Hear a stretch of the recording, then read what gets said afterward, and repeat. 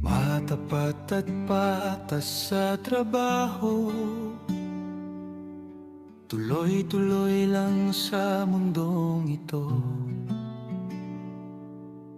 May pagsubok man hindi susuko, pag-asa'y ilalaban hanggang dulo.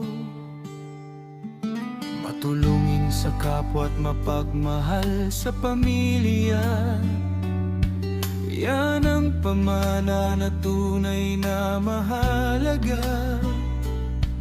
Kahit gaano kahirap ang daraanan, may liwanag pa ring sasalubong sa daan.